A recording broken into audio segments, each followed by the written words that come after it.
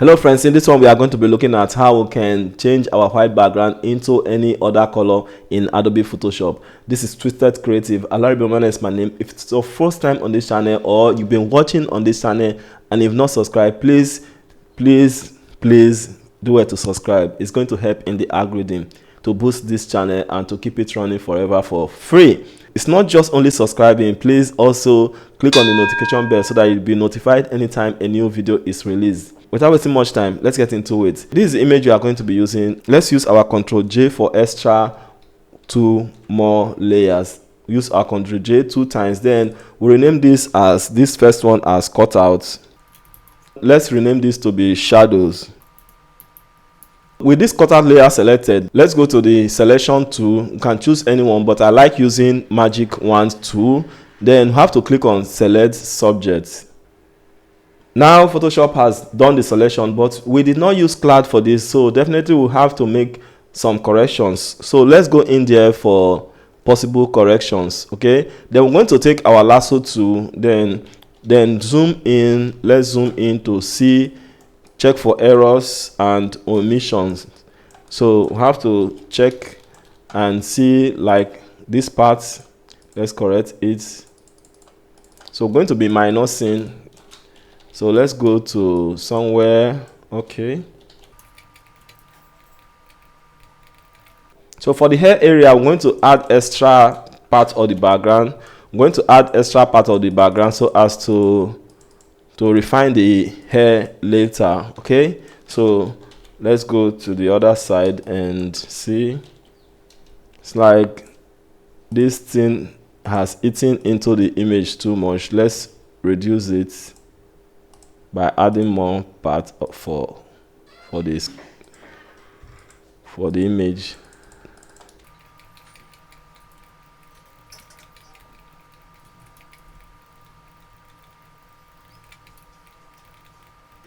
So this minus, we are minusing this part.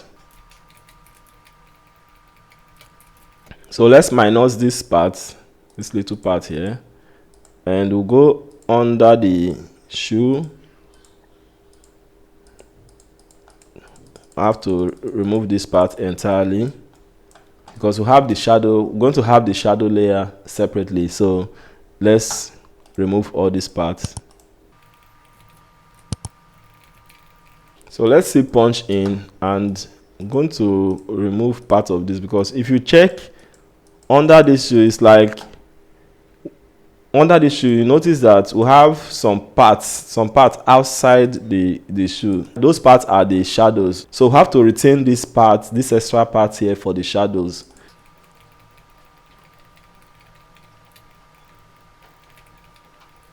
Let's right click and select inverse.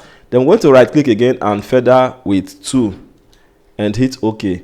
Then we'll push our delete 4 times. The reason why we are pushing delete 4 times is that the edges, we don't want to see those white background at the edges of the image, that is fringes around the image. So let's push our delete 1, 2, 3, 4. So we'll have it deleted. If you take a look at the top layer here, the cutout layer, you can see that is on transparent background. Okay, let's disable this to see what we've just done. So we can enable them back. Then let's use our Ctrl D to remove the selection. Okay, before we start working on the hair, let's add color to the background. Let's go to the adjustment layer here and choose solid color. So I'm going to take any color. It doesn't really matter. Let's take any color from here. Let's take this. No, this is going to be too sharp. Okay, I think this is fine. Let's make it a little bit lighter. I think it's fine like this. Let's try this and hit OK. Go to the blend mode and change it to multiply. Before we continue with this, let's clean up the hair first. Let's clean up the hair. Let's select the cutout image. Let's zoom in and clean up the hair. So we're going to pick our lasso tool, which is lasso tool. Then we have to select this white background part. We're going to select any part of the hair that has white background underneath. So let's select any part of the hair that has white background. So we have to involve all these areas. So we secured it, so we have to secure it like so. Then right click and feather with 2. If we go to the eraser tool, we see eraser tool, then background eraser tool, magic eraser tool. We're going to select background eraser tool. Then we'll make sure this 3 eyedropper, the middle eyedropper here, is selected. Then for the limits, we have to choose discontiguous. Then for the tolerance, I think like something like 55 or 50, between 50, depending on your image and how bright or how dark your background is. Let's use the plus mark as a target to get the sample of the color we want to delete. Now we want to delete this brownish white here or grayish white. Then we have to bring back this stuff to let's say 34, and it's going to be very rough now. Let's see. Then we'll take again and wipe. Take again and wipe. It's going to be, then just click on those fringes around it and it's going to be removed, and this is it. I think we are good to go with this like so. Let's rename this to background, the solid color. Let's rename the solid color to background. Let's rename it to. So now we'll see how the image is looking now. Let's see the before and after the background. So this is the before, this is the after, this is before, and this is the after. If you take a look, you notice that the shadows, everything is still retained. The shadows are retained while changing the color of background. Then you can still go to the background. Let's double click here.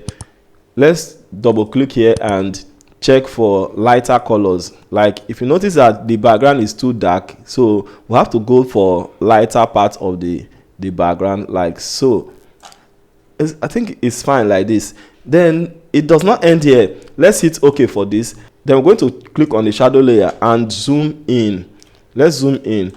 Then if you check the edges here, check the edges, notice that we have black, very dark line, and the dark line is coming from the image underneath. It's coming from the image underneath because you cut into the image, you remove fringes, and you have extras. So this is coming from the bottom, as in the bottom layer. So go to the shadow layer now. We're going to pick our clone stamp tool. Then with our alt head down, we'll select, take a sample somewhere within. Make sure the shadow layer is selected. Take a sample and wipe. Then we're going to take a sample here again and drag it along the line. Then take a sample here again and drag. So we can do the same thing. We can do the same thing to this part like so, and don't do it under because it's going to affect the shadow, the original shadow. So you have to click on this part and do the same here. Then click on this part and match it into. Like if you notice that this part is getting whitish and it's supposed to be shadow like there, then you just select from here and click like this. Then take your sample from here and go like this. Then you make sure your opacity and flow is at 100% so that you're not going to be doing it several times, or maybe you'll be doing it, you will see that it's not going off. So make sure your opacity and flow is, for the stamp tool, is 100% flow, 100% opacity. Then you can take a sample and wipe. Take sample, then wipe. You're just going to do it around the entire image like so.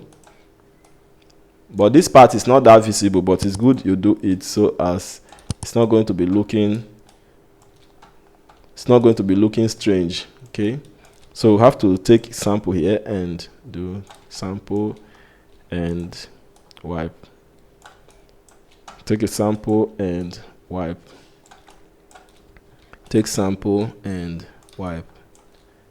Take sample, then wipe. Then take sample and wipe. Take sample, then you're going to wipe. Let's do the same thing. Okay, I'm going to do the same thing to the inner part. Then we'll take sample here, then we'll wipe the edges there. Then we'll take sample here too. We do wiping. So as you can see, we are done with the image. We've gone around the image, and you notice that we finish everything. So this is the image. Let's see the before and after. Let's hold down our Alt and click on this eye icon to see the before and after. So this is the before and this is the after. This is the before and this is after. Isn't that amazing? It does not stop there. Then you can double click on this adjustment layer, which is the background here with the background color. Then you can change from any position to any position. You can change it to gray, black, very dark, then dark red.